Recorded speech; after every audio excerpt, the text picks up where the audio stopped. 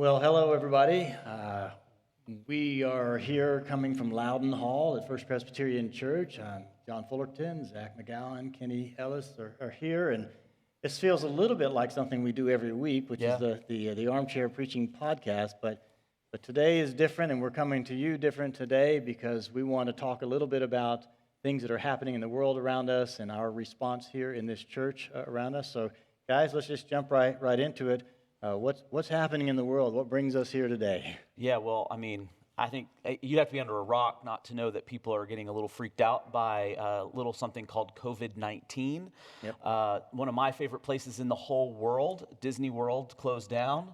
Are you okay? We're okay. Yeah, we're yeah, okay. yeah. Universal Studios, the backup, also closed down. So we're all right. But that it indicates kind of how big this has become and people's reaction to it. And so there's a lot going on. There's a lot to this. So my daughter works for Shurion, which is the used to be a cell phone insurance company, and it's a major tech company out of Nashville, and they sent all non-essential personnel home, and they're going to mandatory working from home for two weeks straight. And you just hear a lot about that. You're hearing things as well. Yeah, there's almost no area of our life here in America, and even around the world. You think of international news and what's happening in other countries, but certainly here in the States, more and more it just seems like it's escalating, and it's way more people are seeing the ramifications of it. Yeah, and it's affected your travel. You were planning on going to Israel this week coming up.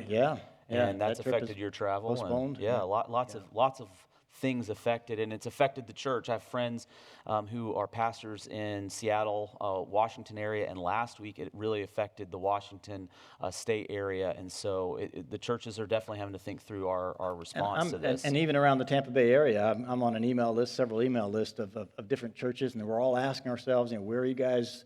How are you guys processing this? What are you thinking about with this? And so each church is, and the Presbytery Tampa Bay, our larger area of Presbyterian churches, there's chatter among those churches and the leadership of the Presbytery itself, and providing resources, up-to-date information. Schools, colleges and universities around here are two of ours. I don't know about the rest of the Polk State and others, but at least Southeastern University and Florida Southern have gone to online-only courses, and I've seen that around the country as well.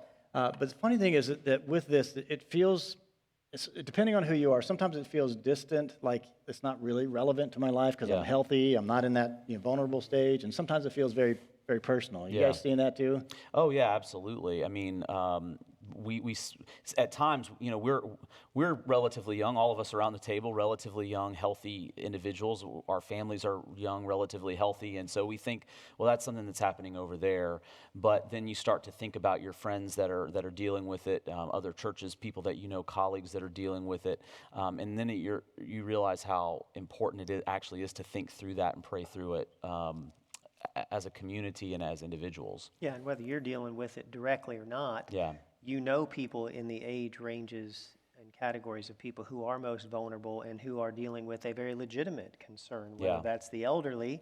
John, you mentioned that your mom is in a facility, and so you're being you're not able to go visit her. We are locked out of that facility as of now, as of this afternoon. So even when we're not directly affected by it, we live in communities of people that are or are feeling some level of the effects, and so it just seems the other. I mean, our daughter she's pregnant. Lauren is pregnant.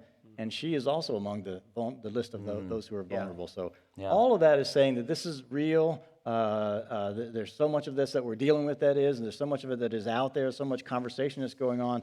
It seemed important to us, and the reason why we're coming to you now on Facebook Live is because we wanted to let you know that we've been thinking about this, and the church has a response to this. And what we've been doing is we've been talking along with some other staff members. We've had some elders, including several who are associated with Lakeland Regional Hospital, who are doctors or nurses there, who have been weighing in, who are also elders here. They've been weighing in on it. And then earlier today, we all had a conference call with a good number of our elders. And not everybody was able to jump in on that call, but a good number, the majority, were able to jump in on that call. And we just talked through the appropriate response with the appropriate level for the appropriate reality that's in the world. And I want to be able to share that. We're going to send some emails out afterwards and blast this out to beyond this, but we wanted to come live and share this as well. So, so Zach, would you talk about some of the things that are happening. Yeah, or not happening. Yeah, we don't want to be kind of motivated by fear, but we also want to be conscious about what our community is dealing with. So there's a couple things that aren't happening.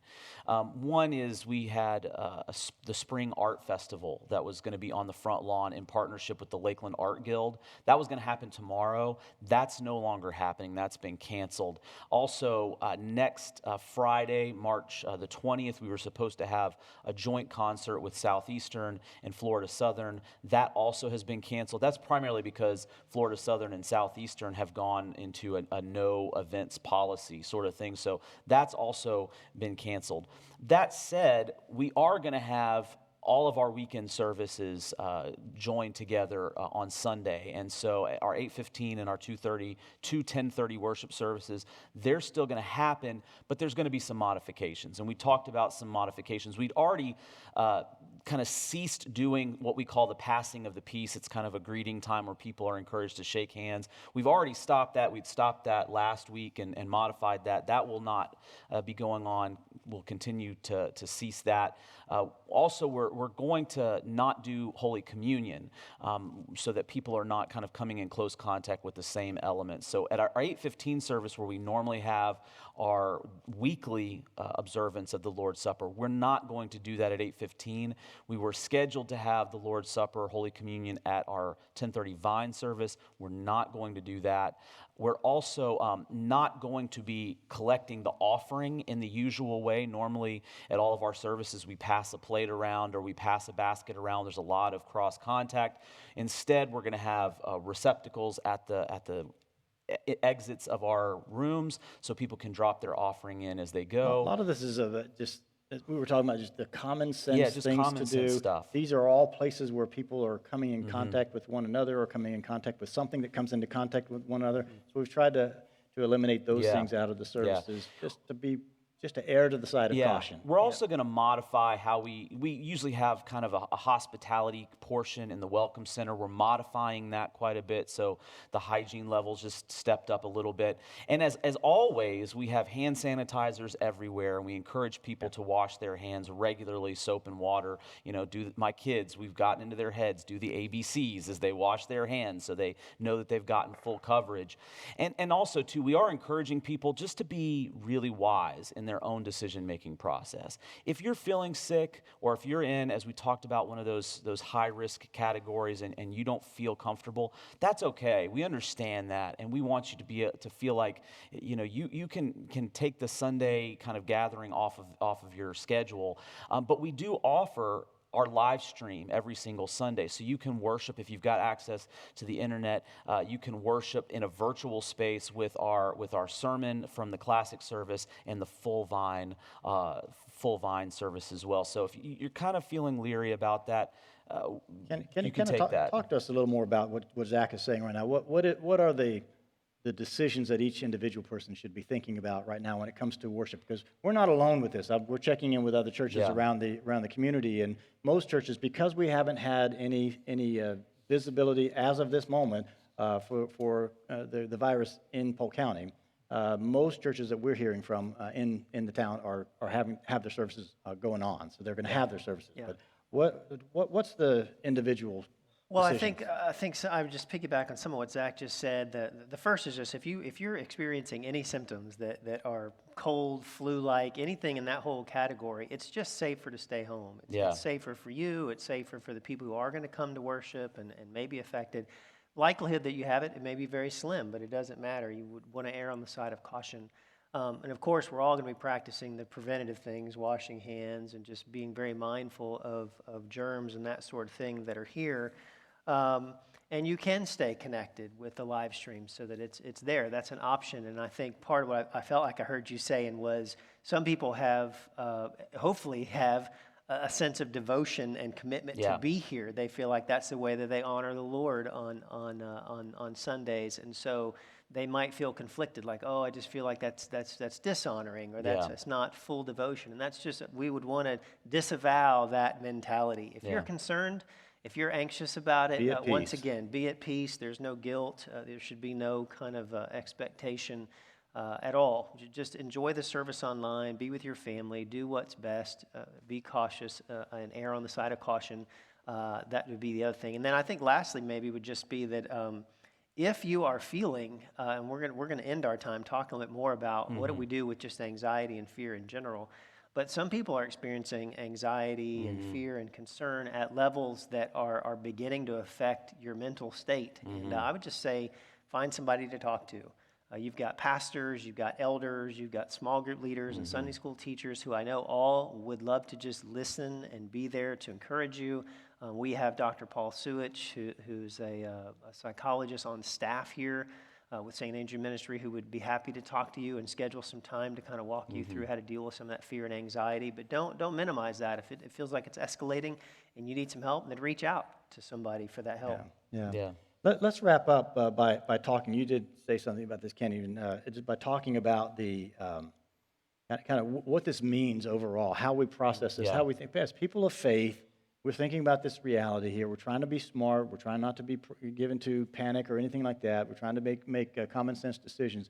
But we do need to. It'd be useful for us to reflect through the lens of faith, through our mind of faith, what this is all about. And what strikes you more than anything about how we as believers ought to be responding to this? Yeah. Well, as Kenny said, this is supposed to be a community of faith where the fear is minimized and the faith is maximized. And so I always think of Paul's words to the Philippians: "Do not be anxious about anything, but by prayer and supplication present your requests before God." And then the miraculous thing about the faith that we have is that God implants in us a peace that passes all understanding. And that doesn't mean putting our head in the sand, but that's what I like about that. The way you talk about it is that it's not just pray and that's you're done. You're engaged with that. Your whole being is engaged with it. Yeah, we're going to feel anxiety. We're going to feel that sense of fear, especially as we're in a constant 24-hour news, not more than 24 hours, because we're getting it around the world all the time. It seems like even more hours than a day, we're getting more news than we can even handle. And so the anxiety factor is really high, but our God is bigger than that. And so it's not put our head in the sand and don't do anything, just act like it's, nothing's going on, but say our God's bigger than that. And so we're anxious, we present our request before God, and He gives us a peace in Jesus Christ. And then we do have a community. And the great thing about where we're at FPC, and even in our kind of the culture that we live in, is we can reach out even if we can't meet face to face. The phone is there. The email is there. There are ways to kind of unpack with people your anxieties. Yeah. Kenny, your thoughts? I think for me that it's been interesting to watch my own heart and my own conversations with people as I at first was kind of like, man. As it kind of crept in, I started thinking more about like me and my family and our safety and that sort of thing. And I just realized how little I was thinking about the people who've really already been impacted. There's funerals that are happening around the world. People are burying people they've loved because they've died from this. There's health workers that are exhausted and at the wit's end trying to serve people and love people. And then everybody else is in full motion trying to do the best they can. So I think for me, one of the things, as I'm praying about it, is, God, help me to deal with my own fear, anxiety about it, but help me to channel some of that into compassion. It's praying for other people, trying to figure out maybe this is going to provide a really great opportunity for the followers of Jesus around the world to step in and do some practical things to help people. If people are quarantined for 2 weeks, going to getting groceries or just trying to be more mindful. So that's where my head's going. Unfortunately, that wasn't my initial instinct. But as I'm praying, I think that's what happens. When you begin to put this stuff before the Lord, He shifts it and reorients you a little bit. So I think I'm trying more, and I would encourage us as a community, I know some people are already doing that, to think more like that. And I do think it raises our awareness of our mission. And that's one of and part of these conversations we're having today is that we want to react. We don't want to overreact. We want to be responsible, but we also don't want to lose sight of we're on a mission, and that mission is to love God and to love people. And in that loving of people, we are doing that in very action-oriented ways, very practical ways. But we're doing that with something going on inside of us that says that. And I like you reminded me of this earlier, Zach, the Psalm 124 passage that in Psalm 124, after the psalmist reminds us that the entire universe, the world and all that's in it belongs to God. He says that the Lord is mighty. Yeah.